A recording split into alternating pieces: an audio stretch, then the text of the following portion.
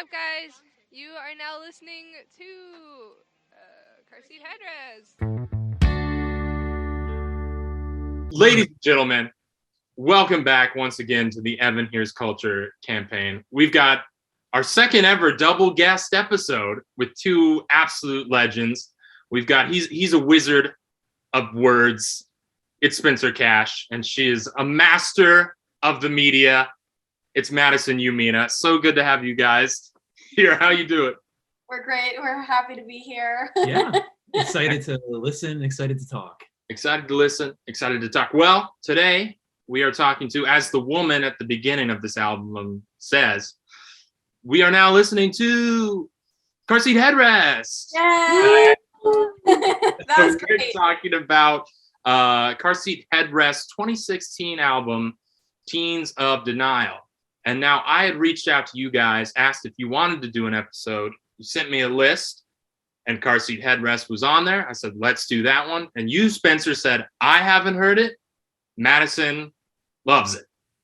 You know what? We talked about this quite a while ago, and Oh, yes, quite a while. that whole dynamic did not change until this morning. Oh, Yeah. you hadn't heard it yet. I've heard a lot of the songs because Madison, she likes the album, she likes the band, so I'd say half the songs are in her rotation in playlists, but I listened to it all the way through today. And I'm excited to hear your thoughts on that. But Madison, how did you, since you are the elder stateswoman here of the Car Seat Headrest fan base, how did you first become familiar with the band, with the group? Came out in 2016. It came out in 2016. Yeah. Yes. Okay, so I was 17. It was from. Oh, I was a teen, so a fellow. And you were in denial. The She's in teen denial. who showed it to me, I think, was in denial. It She's was in like denial. a teen boy who I worked at a record store, and the guy who worked there before me, he was going to college, so he was like, Madison, do you want my job? And I was like, yes. And he had recommended this album to me. He now makes music videos for the Black Keys, so he's doing pretty well. No, he's doing well. He's doing well. And you're doing even better. I'm not doing that, but shout out Ryan for that one, I guess. That's how I found out about Car Seat Headrest in general, but particularly this album, which I think is their still biggest release to this day. I mean, made the Pitchfork Top 100. Yeah. So Yeah, 200 albums of the 2010s. What, 200? and I will 200. say, Couldn't even crack 100. yep, they are also my major motivator to go to the When We Were Young festival this fall. You've got your tickets for that? I sure do. And you're So- of the belief there was some skepticism at the beginning when that first poster dropped, that it was actually a real thing that's Yeah. happening. Have your fears been abated in any way, or are you still? I'm scared. Gamble No, on I this. I fully dropped $200 and almost $300 on the show. So it's in Vegas, which is a driving distance from us in LA. So we're like, okay, we can do a little 4-hour drive there.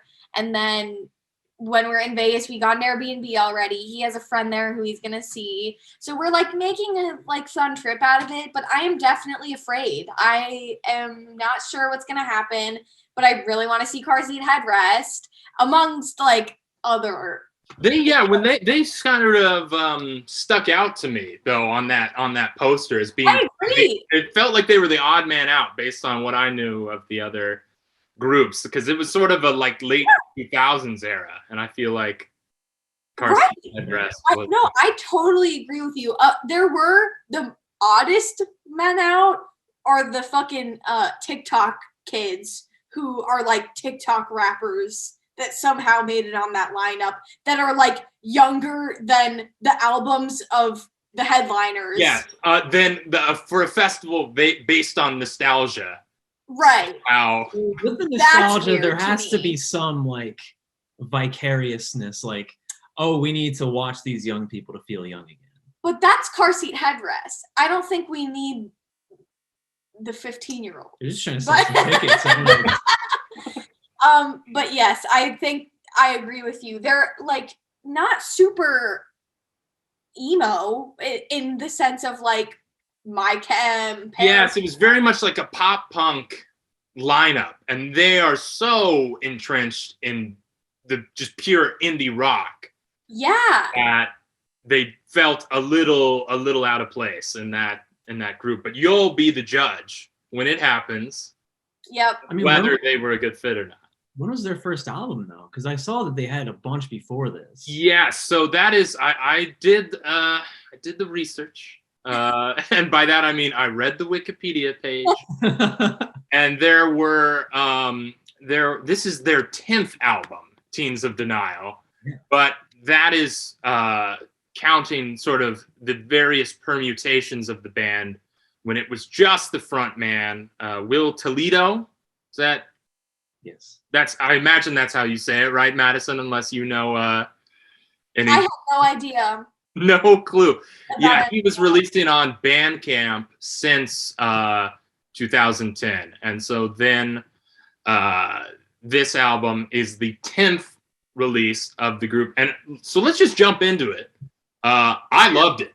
I thought it was an incredible album. It scratched the exact sort of indie rock niche that I needed to be scratched at the time when I first listened to it, if that makes any sense. I mean, so you listened to it because the other guy in the record store recommended it. What was your initial impression going in that first time? Was it an immediate attention grabber, or did it take a little bit to sink in for you? I think I have liked it more as I have gotten older, actually, which is funny because it's Teens in Denial. So maybe I was in denial about whether I liked it when I was a teen. I know you were going to make jokes about that, but it happened to me. Rattle them off, Spencer. We want to hear those jokes. But genuinely, though, I think it is something that there are some kind of like a few songs off the album that I would listen to more religiously then when I was younger that felt more like anthems of a teenager. Whereas now I feel like I can listen to things and look back on that time in a certain way. Like they've provided me with kind of a context of my teenagehood yes. in retrospect rather than at the time when I was actually living it, which is amazing. Well, I think that makes a lot of sense considering that sort of the theme of the album is trying to sort of escape and let go of all those feelings and anxieties and emotional turmoil that happens as a teenager and trying to. So there is a retrospective even quality to the songwriting of it.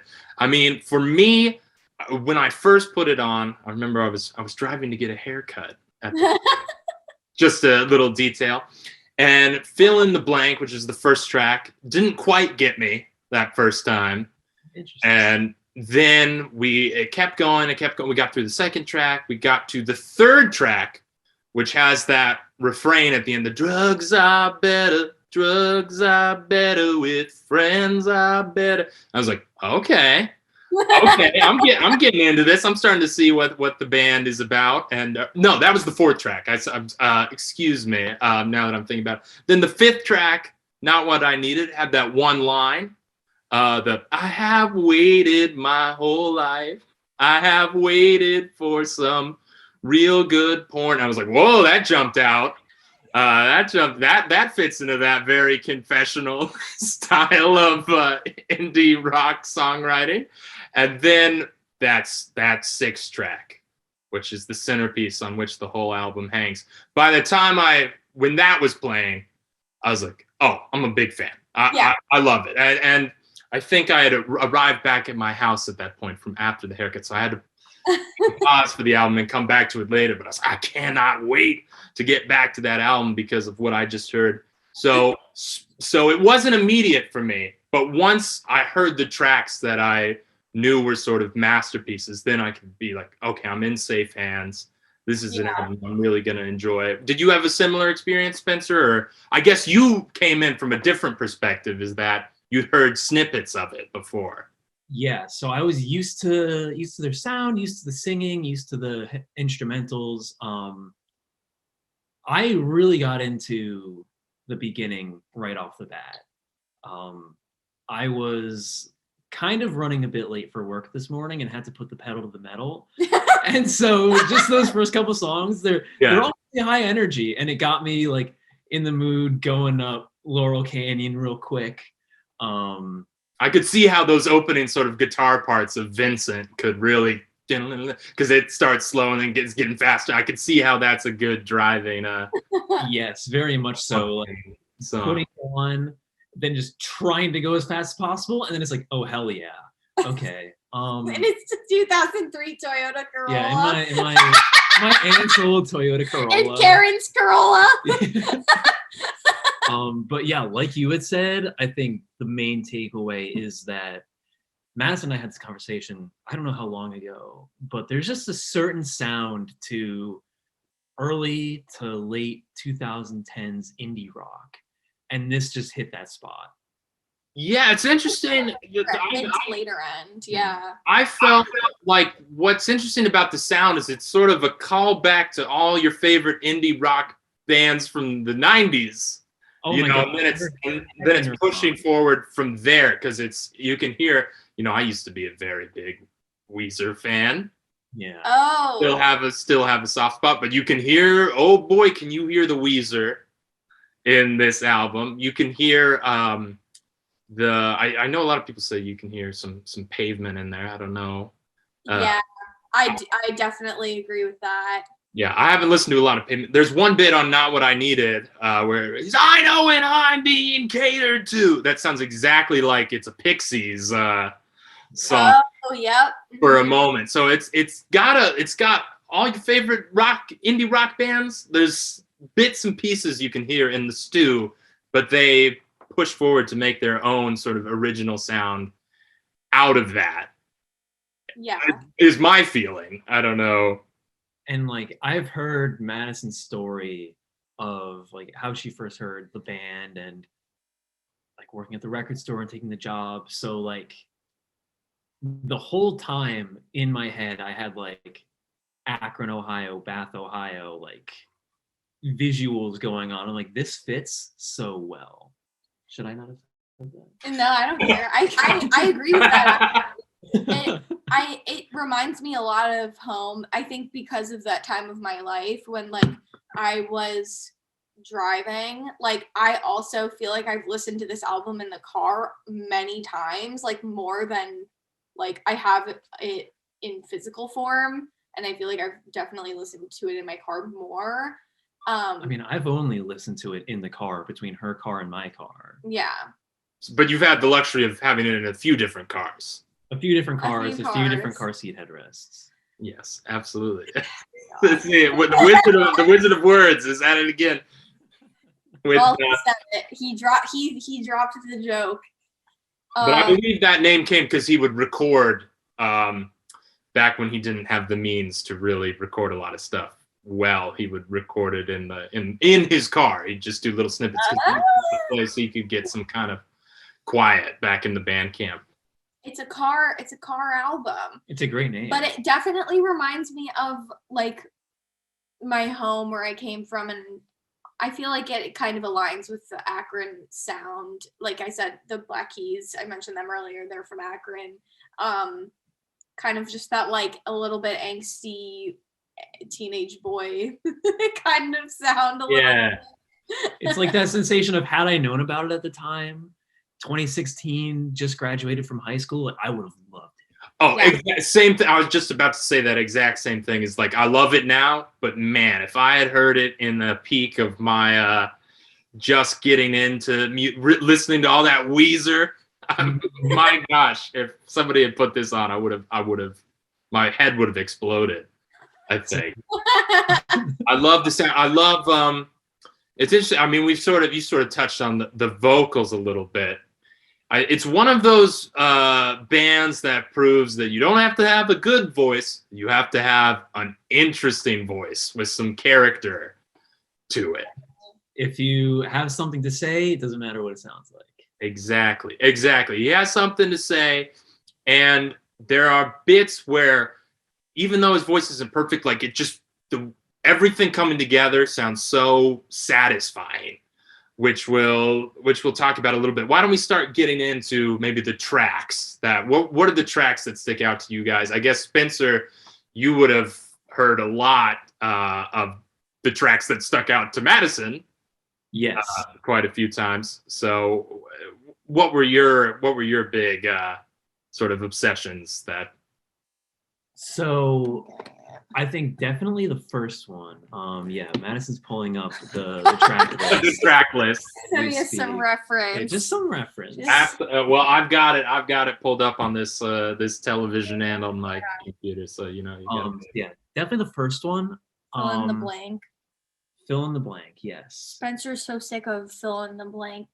Lots of things. That's a great opening. Now that I can really appreciate the band, that's a great opening line to the album. I'm so sick of blank. And as a fucking teenager, yeah, like you're sick of everything. You're sick of your parents. You're sick of school. You're sick of where you grew up. You're sick of everything. Vincent also. I think Vincent was probably my favorite. Interesting. Vincent is one that doesn't necessarily jump out to me a lot. It definitely has some memorable moments, but I think under normal circumstances, but that song just really got me going. I'm like, okay, I'm really into this. It was you listened to it in the exact right scenario to push it to those extremes there. Fit perfectly. Destroyed by Hippie Powers, I've heard a lot. Yeah, I've definitely played that one. Maybe the most out of everything. Now, which one is the one that opens up with the trumpet? Or the Cosmic Hero starts with the horns. That's one of the more was real cool. That was the ride back from work. That was like just And it's nighttime over there, I imagine, right? Oh yeah, just getting dark now. Well, it's getting dark. So as you're getting that kind of the sunset of the if you really wanna make it, see, that's another great benefit of somebody having a not, technically sound voice, or what you would think of as like a really beautiful voice, that you can as the listener can impersonate it and sing along and not feel like, oh, I'm not even coming close to the level. Yes. I think that always helps in these kinds of albums. But yeah, Cosmic Hero is pretty epic. It's one of they got some long ones on here.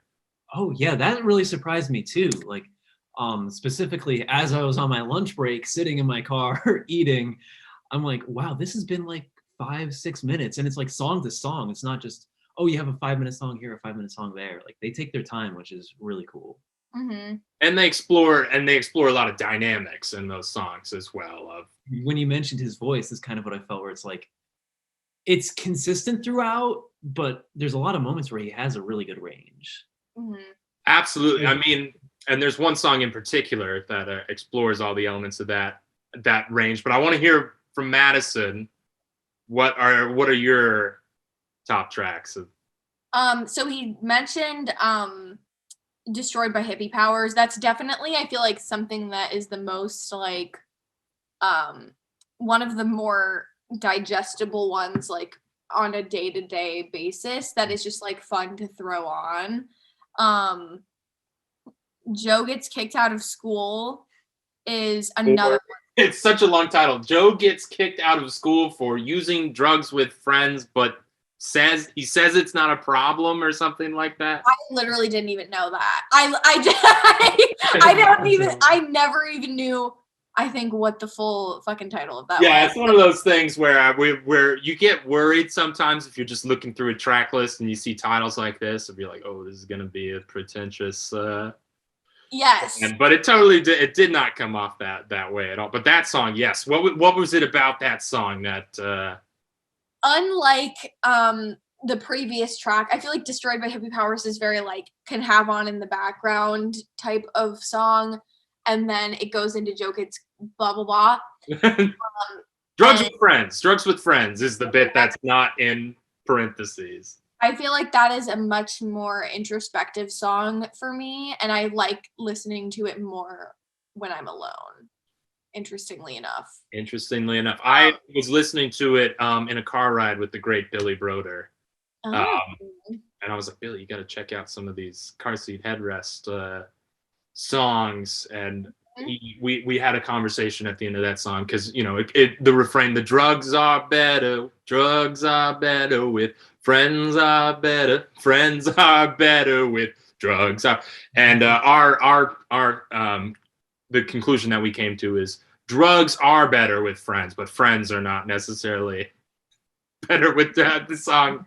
If it's like hometown, you're trying to escape, like these people are just people of vicinity, friends of vicinity and convenience, then Maybe not, yeah. maybe those friends are better with drugs. Yeah, I guess that is something that he sort of discusses a lot on this and Destroyed by Hippie Powers, is that he's surrounded by people in his life who he kind of wishes he wasn't hanging out with. Yes. Because at the party, or the guy I kind of hate is here. Yeah. And Joe gets kicked out of school for doing drugs with friends, but says it's not whatever. That has one of those moments where everything comes together in such a satisfying way for me, which is that time when he goes, the scum of the earth. Everything is just hitting just right, and I like that a lot of the songs will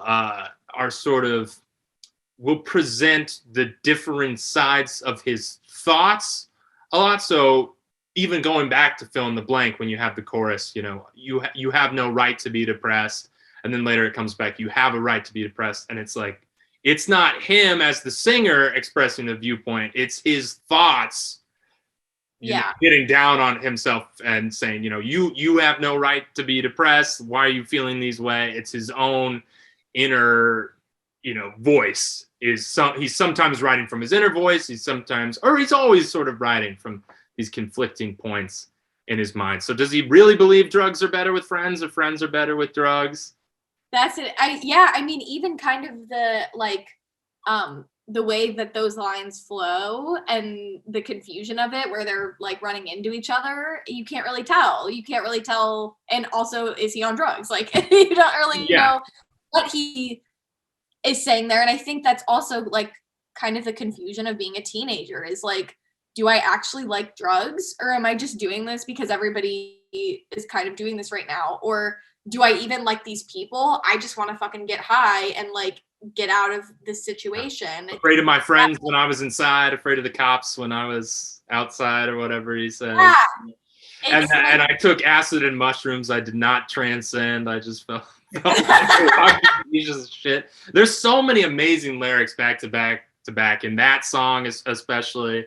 That's I mean, as I said, that was the first one where I was like, okay, this is a really strong band that can make some good work. And then that's so interesting, because I didn't know that I knew he started by himself, but I didn't know that it was in 2010. Yeah. And then made 10 albums in 6 years. Right. And like, this is where he got to on the 10th album, like this quality. Well, there's an interesting thing, and maybe we'll take a little quick diversion here. Madison, have you listened to Twin Fantasy? Yes. Okay. So I do want to, I feel like I should touch on it, because a lot of people consider it. It seems like every time I look up the band, they're like, that's the best one. That's one of the best albums of the 2010s. Because I don't know if you know the story, Spencer. I think it was 2011. He recorded an album called Twin Fantasy, and it became very big on Reddit. Everybody on Reddit was like, this is an incredible album. So amazing. And it's not, is the thing about it, because after this, the next album after Teens of Denial, he re-recorded Twin Fantasy and made it a very good album. I like Teens of Denial better. I stand by, in the pitchfork mindset of, we're putting this on the list as opposed to, Twin Fantasy. I stand by that. But you go back and I've listened to the new one. first, and then tried to listen to some of the old, and it's the quality is so I'm sure a lot of people liked about it was the minimal level of polish, but clearly that's not what he liked about it, or else he wouldn't have re-recorded the whole thing. Right. And that's the thing with, like, I think a lot of indie rock bands or even pop punk bands is that sound of, like, not being polished can still sound good and, like, well produced without sounding like Adele or like do you know what I mean?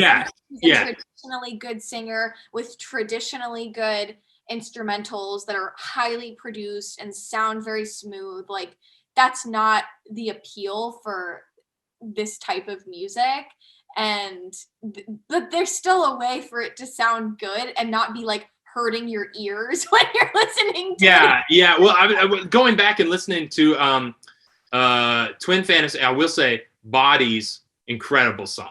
That's the only one I like. Amazing. I like bits and pieces of it. I like Teens of Denial more, but Bodies is incredible. So I'm like, well, what was the original Bodies? You can't even, the recording quality of at least the equipment is so bad. You can barely hear the chord changes in the beginning. It's not, it wasn't a pleasurable experience. So this is why when we're talking about this sort of polished sound that as you were saying, Spencer, this is the 10th album. We've really had time to work it out. I think that's why I prefer this one more than even the re-recording of Twin Fantasy, is like, because this is the first one that was really envisioned with that level of production in mind from the ground up was what I like about it a lot. Yeah. I also just realized which I haven't listened to, but the album that they had before that was Teens of Style. Yes. They do call back to on Teens of Style. Yes. And that's something I've always been like, I wonder what that album is like.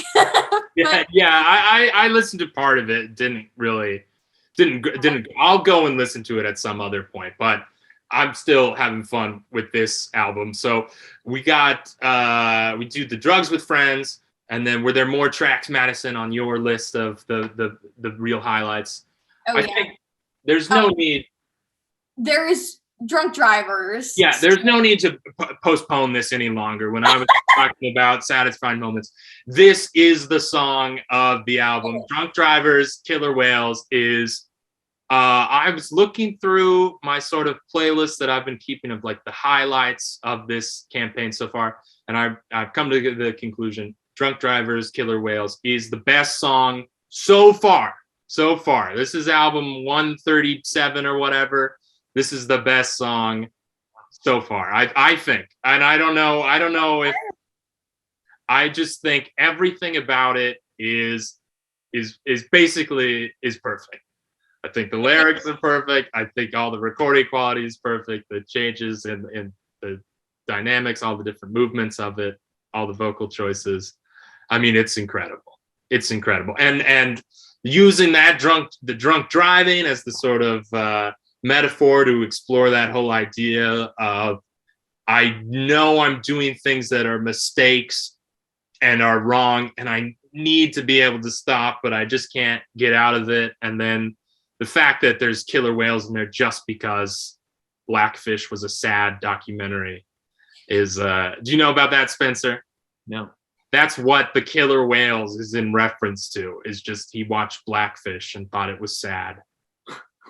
And so it comes from a very personal place and then a very broader place. I mean, what sticks out to you, Madison, about? I think even like the title of the song and the inspiration for the song is something that is so interesting because it's such a like transferable feeling that you can attribute to so many different experiences. Like, it doesn't have to be like this is such a simple line, but that's like it's so there's a lot of examples on this album of simple lines that are cathartic, even on Not What I Needed Before This, when he's like, did you ever get the feeling you were just a little different? Which I think is one of those exact lines that we were talking about, Spencer, of, if we'd heard this when we were teenagers, that would speak to us. But yeah, Drunk Drivers, Killer Whales. there's so many bits where everything just comes together just right with the if we learn how to live like this, maybe we can learn how to start again like a child. That bit, it's too late to articulate it. He really explores the different his range as a vocalist on the song, and then the transition into the Killer Whales, half of it back into the Drunk Drivers, back into the Whales, and then the sort of outro where he's just fucking screaming whales. Yeah, it's perfect. I think it's a perfect song. It kind of became the anthem of a trip I recently in December took to Telluride to meet up with Billy and co. Some other folks who have been on the show, and we were going to drive to this Lizard Creek Pass or something. It was some mountain we were trying to shoot at for the first time, and I put this song on the car with him and the great Jack Callahan, and we were all just having a good time singing along, and it got ingrained in our heads from that, so we couldn't stop singing snippets of it, and then we'd be singing that around the other folks who were with us on the trip, and they're like, is that Drunk Driver's Killer? Put that on. And so we ended up listening to it like a couple times every day just because of, and really getting that great feeling where, everybody in the group knows this song and they're going to jam out to it. And they're all going to, when it's time to scream whales, everybody's going to scream whales. And it's one of those great feelings that you can have. So I love it. I mean, Spencer, did this one jump out at you in the same way?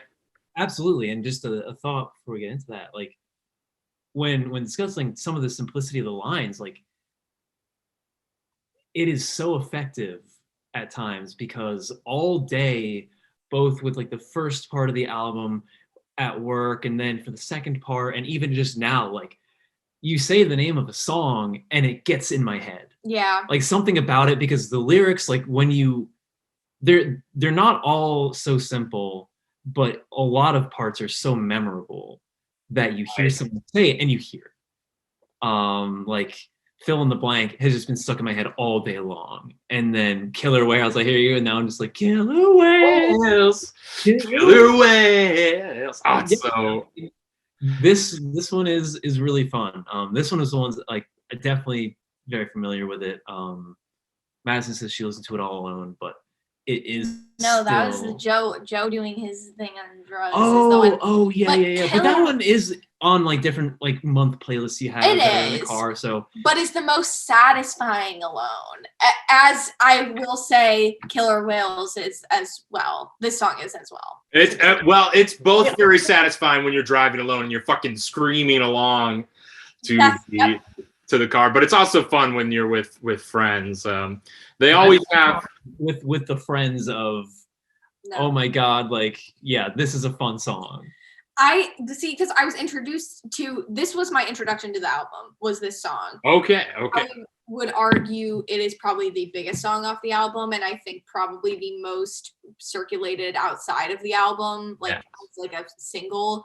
I think is probably the most recognizable, and it is a great way to get into this album because it encompasses basically everything about the album that is so good. But that fucking song, like I would scream, like you said, I would scream and cry in the car to that song. But like I'm not even joking, I would be like sobbing to this song because as soon as it starts and it's like very like very dramatic. It's very dramatic, but then it gets like fun and it's sad and it's like it's everything. It's all of the emotions. But ultimately, there's some level of hope to it. Yes. Because it doesn't have to be like this. It does not. We can change it. Whatever this sadness we're feeling, there's hope for a brighter tomorrow. It doesn't have to be like this. So I love that song.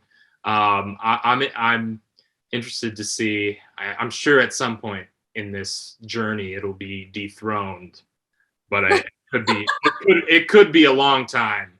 Yeah. Now I'm sorry. Can you what spot does this album get on Pitchfork? Because I looked at it when we first had the conversation about coming on. Yes. I don't remember. It is 127. So counting down from 200 to 1. It's still pretty far back on the list. And we'll see whether that is warranted or not as I journey ever downward. But to me, it's already so strong. It's one of those things where it's like, well, the rest of these albums better really up the game if this is only one. I wager top 25, and I may put money on top 10. What? At least. Oh, you're saying that in my final analysis, this song will make it in the top 10. I think certainly top 25 if it's number one. I won't hold myself to that, but as of now, I think you've got a real chance of being correct on that. I think there's a decent chance, but then with the odds, I'd be like, okay, I'd still put money on top 10 because it's so good. I don't know if anybody will take your bet on that one, but if you want to find some other people. $10. I'm not betting you anymore. She's not. Okay, well. I bet before and I lost it. Well, you can go to Vegas and talk to when you're in Vegas for the when we're young. You can find a bookie who will give you some sort of odds on that. We'll see. That's the plan. I'm trying to go to Vegas to win back all the money that they get swindled out of from the fake concert. He's not going to the concert. He's just How dare you? He's going for support. But yeah, Drunk Drivers Killer Whales kind of, that's like, that's the cap on the first half of the album. And I would say this is an album that does very much split into two halves. 100%. Because I feel like a lot of the just pure fun songs are in the first half, whereas the more, especially in that last, fourth, the very introspective, long ballads, one's even referred to as a ballad in the title. That's when things started to change a little bit. So, we've got 1937 State Park, doesn't really do anything for me. Unforgiving Girl. I love that song. You love it. Okay. What is it about it that pushes it to the love? Because I like it. I don't know. I think that's probably my favorite song from that half, though. Really? Okay. Yeah. On the back half. I will say I haven't listened to this album in a really long time, but from what I remember, that jumps out to me the most. And I also will say the songs that I mentioned are all in the first half. Like those are, I tend to listen to the first half of this album and then fall off. And not make it around to the second half. Right before I started this call, I put on the back half of the album because that's what I felt I was spotty on at one. You're not alone. Yeah. Back in, but we have that, and then we get into the two big tracks here of in terms of length, Cosmic Hero and the Ballad of Costa Concordia, which are 8 minutes and 31 seconds and 11 minutes and 30 seconds respectively. And so you were saying Cosmic Hero worked for you, Spencer. I think Cosmic Hero very much works for me. Yeah, it was on my lunch break. I ended on Unforgiving Girl, and I'm like, okay, I'm digging this. It's a change of pace. I'm interested to see where it goes. Then I get in the car, click the ignition, turn on the song and start driving, and then going down the parking garage is that opening. And I'm like, oh my God, like how can this so perfectly fit my day, but also just be so cool all around? Yeah, those horns really are beautiful. And they're in that way that there's something slightly off about them. Yes. As well. It's like weirdly reminded me, because most of the musicians I listen to are ones that do not have good voices. Like I turned it on and I thought I had the wrong album on because I'm like, wait, is this some Tom Waits song I haven't heard? Like what's going on here? And especially taking a break and then going back to it, it was like, whoa, this is really different. Like I haven't heard anything on that album at that point yet.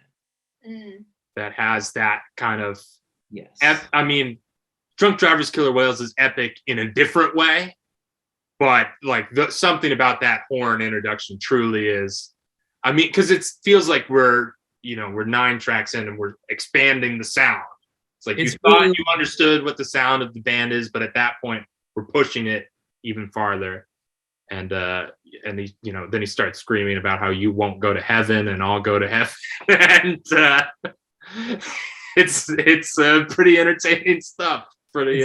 So Laurel Canyon is a 1-lane road that has the worst traffic at rush hour.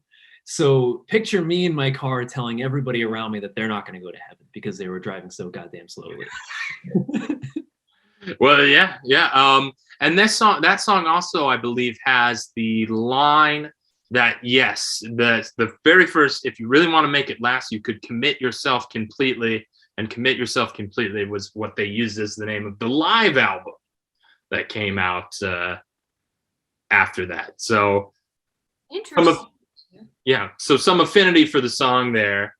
And then you got that, and then the Ballad of Costa Concordia, which I would put, of the 2 long ones, I would probably put Cosmic Hero above that. But there's still a lot of fun moments in the Ballad of once again along the ballad. Let's just call it the Ballad or Costa. The main sort of hook is the "If only I could sustain my anger." And once again, there's a great idea of that sort of teenage cynicism is I can't even keep myself angry enough to feel. Yeah. Thing. Kind of does. I mean, I didn't listen as closely to the lyrics as I'd have wanted to. Even I don't. There's wide swaths of these songs that I'm not even sure what they are. But and it feels like that definitely calls back to the self-referential talk that you were discussing in the first song.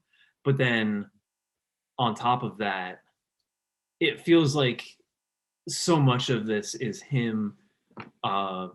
Whether it's just him or the whole band writing the lyrics. She's playing with a match. Oh, our cat's playing.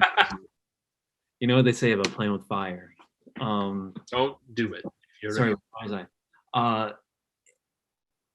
It stands out in a way because so much of it is talking about surroundings and personal feelings, but more expressing outward. I'd say the impression that I got, this could be totally incorrect, but a lot more outward expression than like kind of analytical. Yes. There's a lot of I'd say yes. Most of the anger and the hate I feel like that's on this album or that he emanates is directed inwards. Whereas this starts to, go outwards and talk about, especially in that long section, which is just him talking about all the things he's mad about of the how was I supposed to know how to, oh my gosh, there it is. And can you describe to me, actually, I've never been able to see the cover that clearly. What is the image there? Are these guys boxing? They're hugging? What are they doing? It looks like 2 young men fighting. One has a hand on the other's face. The other it's weird. It looks like he's grabbing his shoulder, but he's not hitting. He's just resting his hand on it. He could be this. And the one that's resting his hand is in a lighter shirt, and the other that seems more aggressive is in a darker shirt. So it could be the kind of duality of how part of this is very sensitive and the other half is very volatile. Do you think that that's accurate, Madison, or is Spencer just? I don't know. I'm rolling. It sounds right to me, man. That's awesome. That's one of the things that makes me sort of sad about. I love streaming, of course. I think it's good in terms of discovering music, but you can't really see the album covers on any. There's no streaming service where you can really get a good look. Yeah, and this is the double LP, so it has this open fold, which there's additional artwork that comes along with that, and this is all the lyrics, but it's all handwritten. It's really cool. But yeah, I definitely think and there's also, this is interesting. So this is, I think, the first side the first two sides. Yeah, A and B. And there's a Bible verse. Truly, I tell you, is no prophet is accepted in his hometown. I don't know if that's a real Bible verse. Yeah, I've never heard that one. And then on the other side here, we have Cosmic Heroes. Cosmic Heroes. Clearly, like you said, the affinity to this song. And then on the other side, I know it's backwards on the Zoom, but I Need More Grace Than I Thought. Rumi. The Zoom does correct it, and so that's pretty interesting. That wow, there we go. But beautiful. I'm excited to know these little bits of details I didn't know, and that cover is what I'm dubbing the second in the black and white trilogy.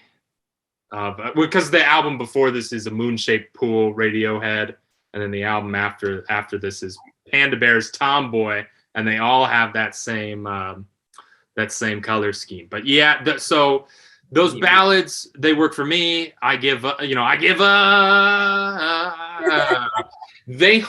hang together better for me than some of like there's basically all the songs on Twin Fantasy are like over 8 minutes, it feels like, and this definitely hangs together for me more than that. And then I feel like the album,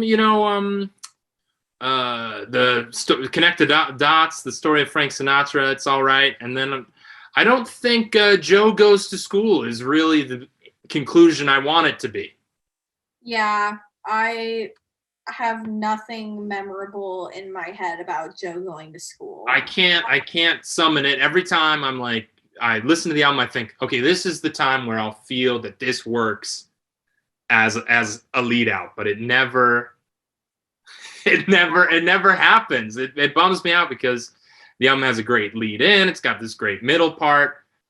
You feel like if you're doing a track that's about a minute long at the end, that it's there to take you out of it. It's there as an exit ramp, and it just doesn't do that for me. And it's just very unmemorable.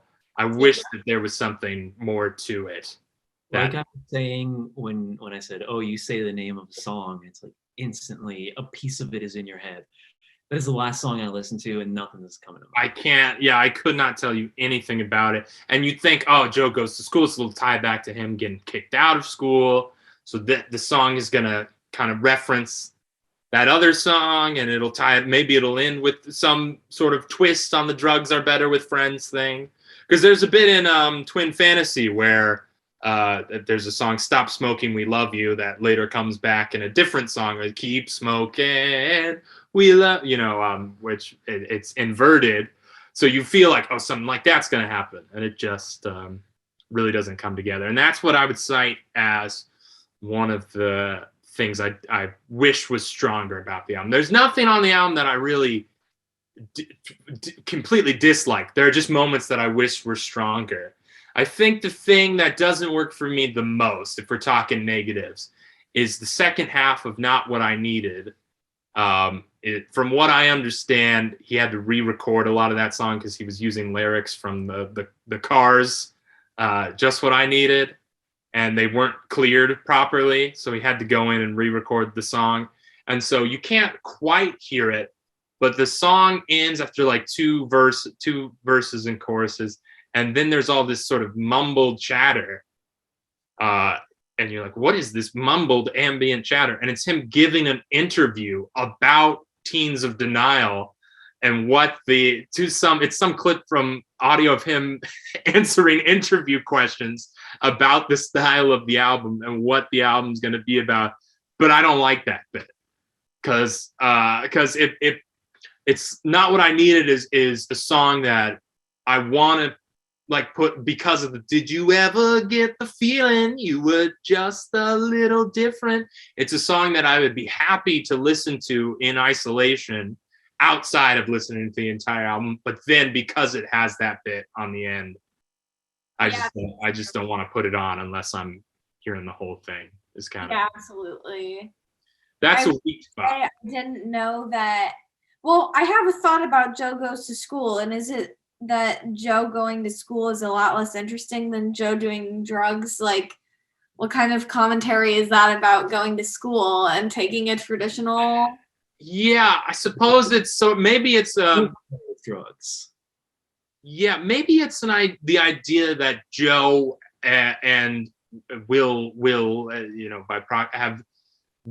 they've become an adult in some sense. They've learned how to shoulder some level of responsibility, but maybe with the understanding that maybe it was a little bit more fun when we were irresponsible. Yeah, definitely. And I will say also, now that I can see the full title, the only part that's not in parentheses is oh my god, it's not there. Pull it down a little bit more. There we go.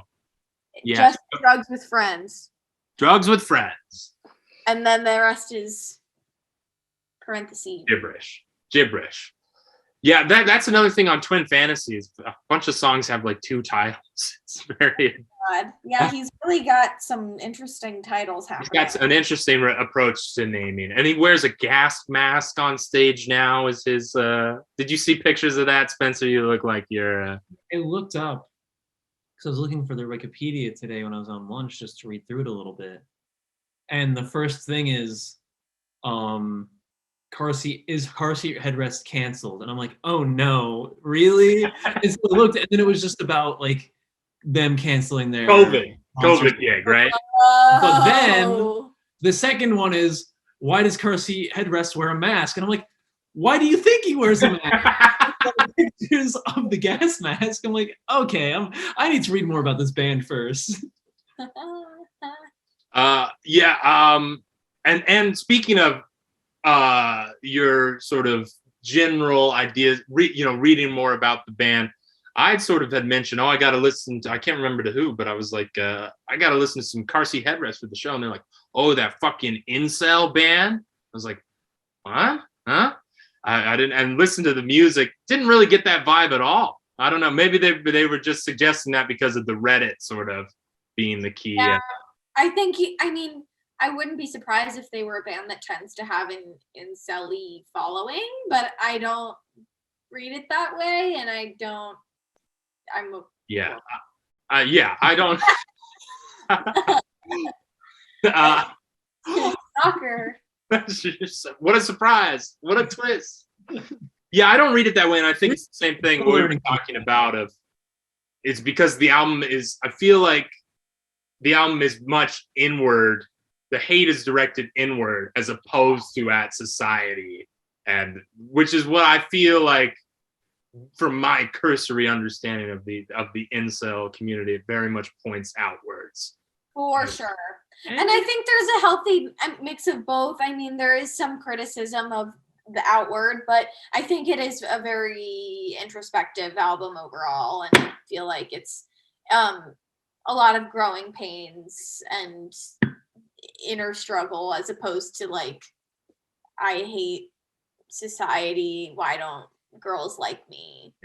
Yeah, it never felt specifically directed at there's like alienation and isolation. Yes. But never, I am alone, people do not like me, I cannot find love. Right.